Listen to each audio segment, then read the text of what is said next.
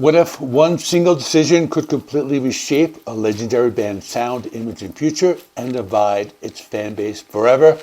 That's the question hanging over Rainbow as they entered the 1980s, and by the end of this video, we'll answer whether that decision saved the band or cost them something they can never get back.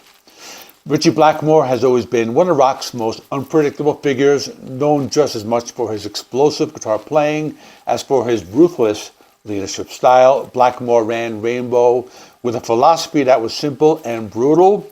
No one was indispensable. By the turn of the decade, that philosophy would trigger one of the most dramatic transitions in the band's history. While Rainbow didn't completely implode overnight, the period between 1980 and 1981 saw a massive internal reset, one that fundamentally changed what Rainbow was and who it was for. This wasn't chaos for chaos' sake. It was a calculated move driven by three major forces: commercial ambition, creative fiction, and Blackmore's belief in constant reinvention. And it all began with a hard truth Blackmore didn't want to ignore anymore. By 1980, Rainbow had built a loyal following, especially among hard rock and metal fans who loved the band's fantasy themes, dramatic compositions, and virtuosic musicianship. But loyalty didn't always translate into massive sales, especially in the United States. Blackmore was tired of being a cult hero. He wanted American radio, he wanted MTV, and most of all, he wanted Rainbow playing in the same commercial league as bands like Foreigner and Journey. That goal immediately created a problem. Graham Bonnet, Rainbow's singer at the time, he had a powerful voice and had just helped deliver the successful Down to Earth album in 1979. Musically, things were working, but visually and stylistically, Blackmore felt Bonnet didn't fit where Rainbow was headed, and Blackmore, image mattered. The tension between Blackmore and Bonnet wasn't just musical, it was cultural. Bonnet came from an R&B and pop background. Before Rainbow, he had success in the duo The Marbles. He wasn't a traditional heavy rock frontman, and he didn't grow up dreaming of leather dragons or long hair. In fact, Bonnet famously preferred short hair, clean suits, Hawaiian shirts, and a James Dean-inspired look. That alone made him stand out in Rainbow, and not in a way that Ritchie Blackmore appreciated. Blackmore wanted a unified rock image. Bonnet wanted to be himself. The clash between legendary status and what fans now call the haircut incident. Blackmore reportedly disliked Bonnet's hairstyle so much that he had a roadie keep watch to make sure Bonnet didn't sneak off to a barber shop. Bonnet responded by escaping through a bathroom window and getting his hair cut anyway, and returning with it even shorter. Blackmore was furious. To him, this wasn't just defiance, it was sabotage. But image was only part of the problem. Bonnet later admitted he was never truly a heavy rock singer. When he auditioned for Rainbow, he didn't even know the band was and any of the songs. He had to listen to all the albums to prepare. As Blackmore began pushing Rainbow towards a more melodic, radio-friendly AOR sound, the material grew increasingly demanding, often written in high keys that strained Bonnet's voice. During early sessions for what would become difficult to cure, Bonnet recorded backing vocals on I Surrender, but became frustrated with a lack of direction and tense atmosphere in the studio. Blackmore didn't help matters. Known as perfectionist and prankster, he created an environment that many musicians found exhausting. At one point, Blackmore suggested a compromise: keep Bonnet for certain songs and bring in a second singer for others. Bonnet immediately rejected the idea. Shortly after, he was gone. Whether he quit or was pushed out depends on who you ask, but the result was the same. Rainbow needed a new voice. Bonnet wasn't the only major departure. Drummer Cozy Powell, one of the few musicians Blackmore truly respected as an equal, also left around this time. Powell hated the new direction. To him, Rainbow was losing its heavy edge and drifting too close to polished pop rock.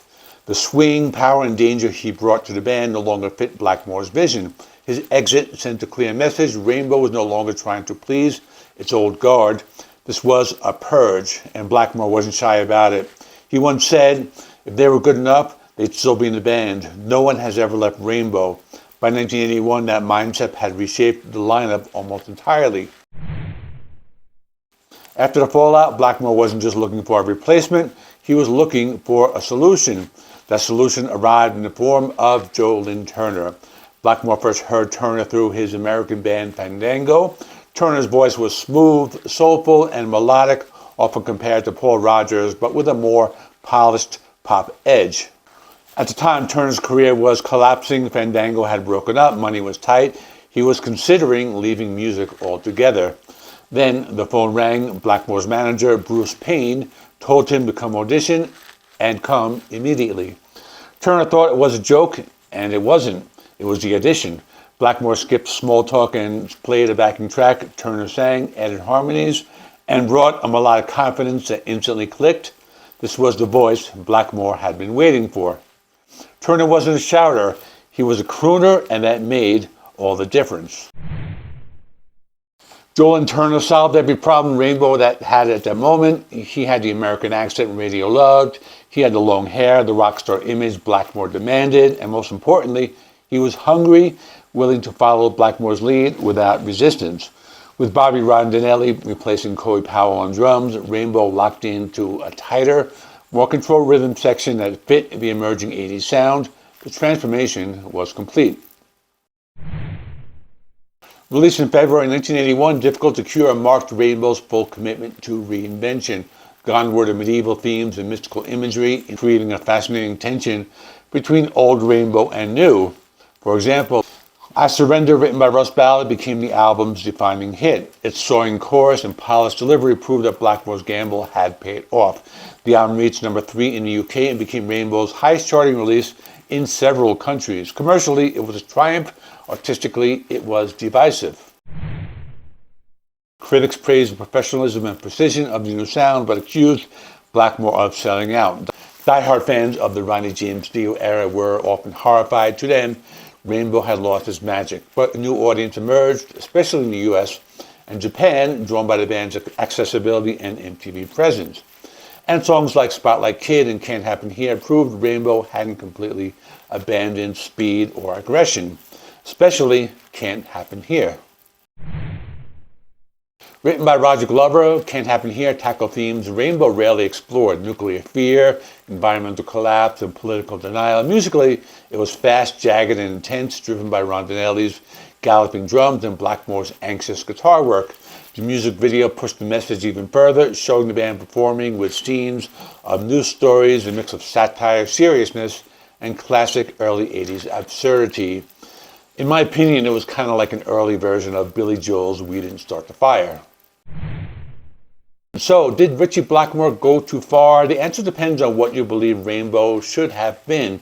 If Rainbow was meant to be a mystical hard rock band rooted in the 70s, then yes, something was lost. But if Rainbow was meant to evolve, survive, and conquer new ground, then Difficult to Cure was a master stroke. Blackmore didn't just change the band, he ensured it stayed relevant. If you want to see how Difficult to Cure stacks up against the rest of Rainbow's catalog from the Dio years to the Turner era, check out my Rainbow albums video appearing on screen right now. If you enjoyed this deep dive, hit like, subscribe to the channel. Let me know in the comments which Rainbow era is your favorite and why. Thanks for watching. I'll see you in the next one.